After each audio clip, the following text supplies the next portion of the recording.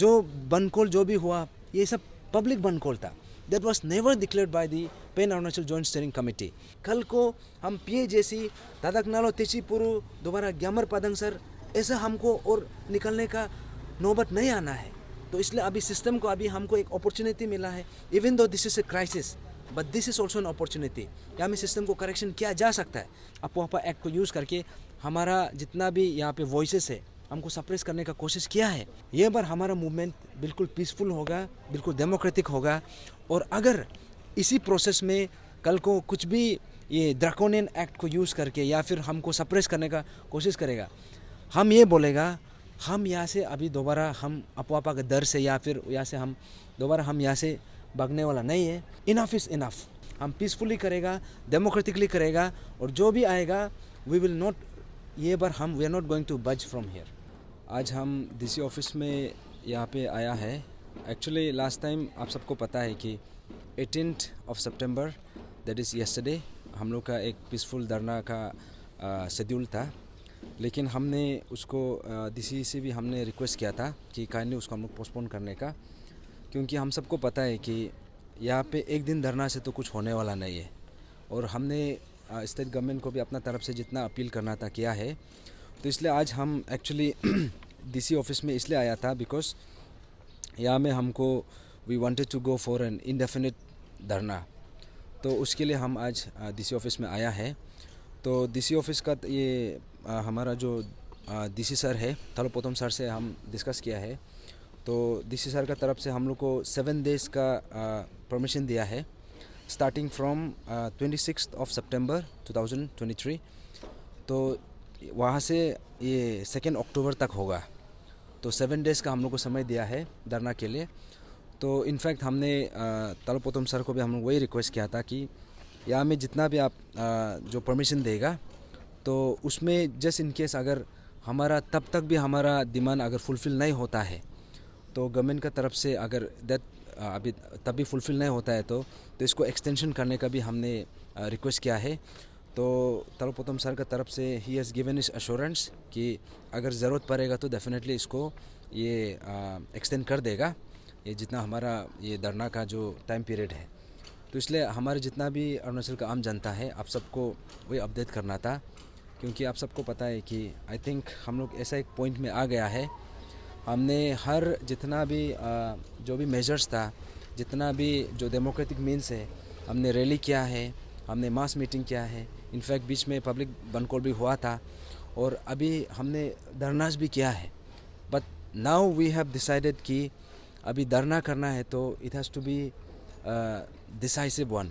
तो इसलिए हम स्टेट गवर्नमेंट से भी अपील करने के लिए हम अभी आ गए हैं कि ये जो हमारा जो डिमांड है जो लास्ट 1 year से पेंडिंग है, आई थिंक इसको अगर चाहे तो गवर्नमेंट विदिन 2 days का अंदर भी सॉल्व कर सकता है।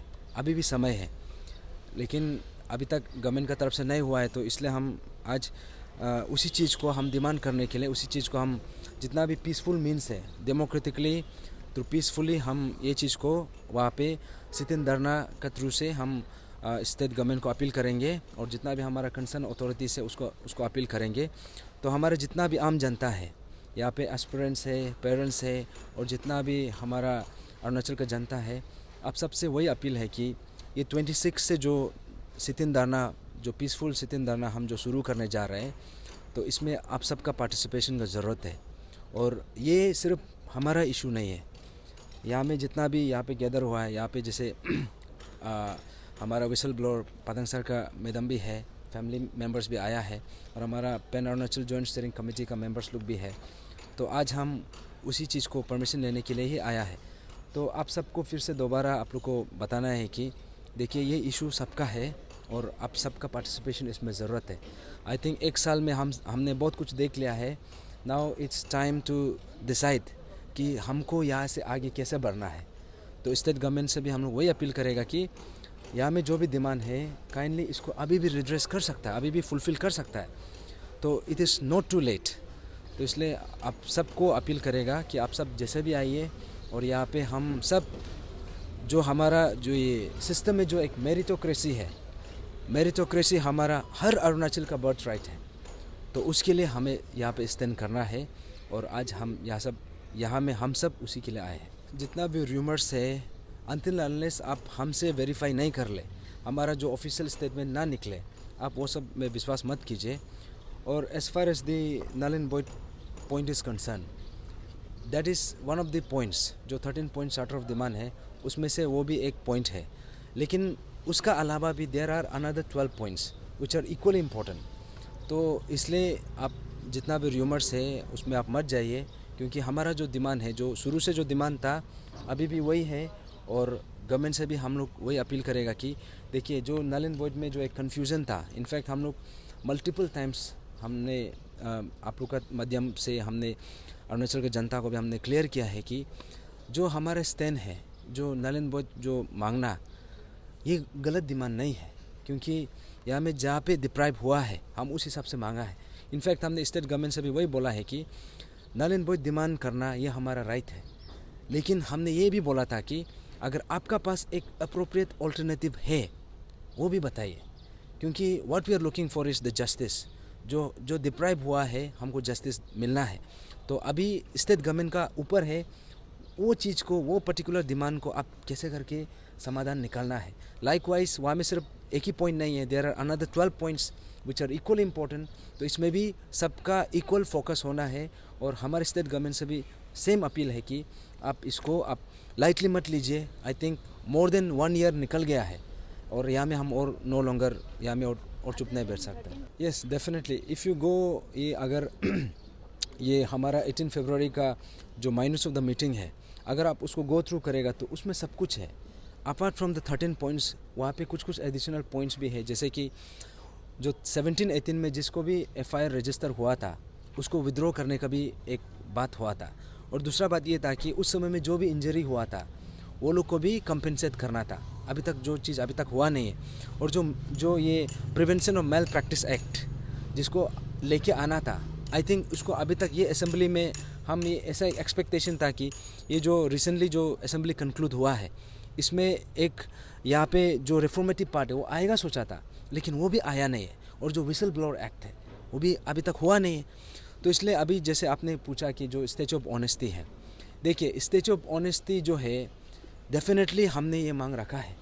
लेकिन this is not just our demand, ये हर अरुणाचल का डिमांड है। क्योंकि ग्यामर पादंग सिर्फ एक पर्टिकुलर इंडिविजुअल या फिर एक पर्टिकुलर फैमिली से नहीं है, वो पूरा एंटायर अरुणाचल का है। तो अभी हमारा सबका रिस्पॉन्सिबिलिटी है, हम सबका एक ऑब्लिगेशन भी है कि this is a moral obligation. ये जो statue of honesty, that is the bare minimum. और जो एरिया में जो पर्टिकुलर लोकेशन में जो डेमार्केट किया है, जो ईयरमार्क किया है, उसी में बनना है। अगर उसका अलावा दूसरा जगह में बनता है तो विल मोस्ट वेलकम। लेकिन वहाँ पे तो डेफिनेटली जो हमारा वो डिमांड है और उस चीज़ को तो डेफिनेटली हम अभी भी रखेंगे, अभी भी रखा है। और जैसे पदंग सर को जो एक रिवार्ड करने का जो बात था, आई थिंक उस समय भी स्टेट गवर्नमेंट का तरफ से वो लोग कंप्लीट अश्योरेंस दिया था कि पदंग सर को रिकॉग्नाइज़ किया जाएगा, उसको रिवार्ड किया जाएगा। तो भले ही वो आज हमारा बीच में नहीं है, लेकिन स्टिल वो चीज़ अभी भी पेंडिंग है। Till now he has not been recognised yet. तो इसलिए अभी भी स्टेट गवर्नमेंट से सेम अपील है कि this demands can not be ignored any more. यहाँ पे जितना भी जो भी ग्रुप्स हैं, एंटी नल एंड वॉइड बोलो या फिर हमारा ग्रुप बोलो, देखिए सबका डिमांड, किसी का भी डिमांड गलत नहीं है, प्रोवाइडेड आप पीसफुली डेमोक्रेटिकली अपना जो भी अपना पॉइंट्स आप रखिए। तो जैसे कि ये आपने कहा कि पेरेंट्स ग्रुप जो अगेंस्ट नल एंड वॉइड, हम तो बोलेगा वो लोग अपना, that is also there right, वो लोग अपना जगह में वो लोग भी सही है। अभी हम लोग वही बोलता है कि देखिए नल एंड वॉइड मांगना ये हम लोग का एक लीगल राइट भी है। क्योंकि लीगली एग्जामिनेशन जहाँ में पेपर लेके जो आए, दैट हैज़ बिन कॉम्प्रोमाइज्ड। हम उस हिसाब से बात किए। अगर हाँ उसमें अगर कोई जेन्युइन खुद को समझता है, तो अगर if somebody is against the demand, वो भी उसमें भी उसका अपना राइट है।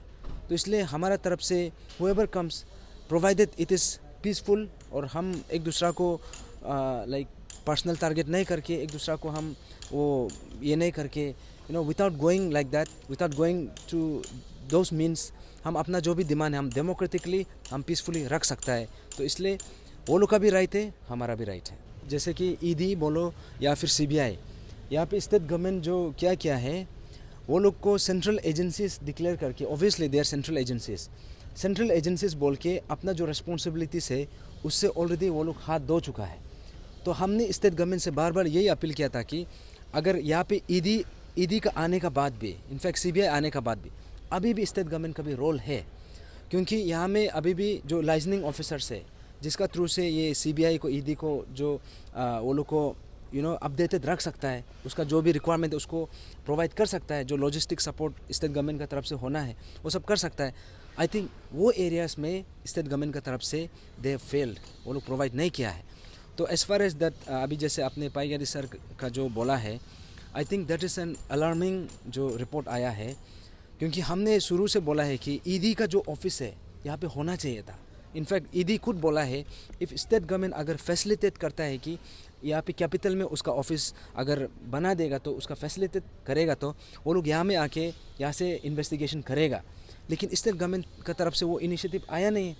और बाकी जो भी हमने कहा कि ईडी का जो एक एफिशिएंसी है, जब ये ईडी को यहाँ पे इन्वेस्टिगेशन के लिए बुलाया था, हमारा एक्सपेक्टेशन था कि यहाँ पे जितना यहाँ पे इन्वॉल्व है वो लोग का प्रॉपर्टी सीज होगा, वो लोग का जो भी डिसप्रोपोर्शनेशन है वो सब निकलेगा।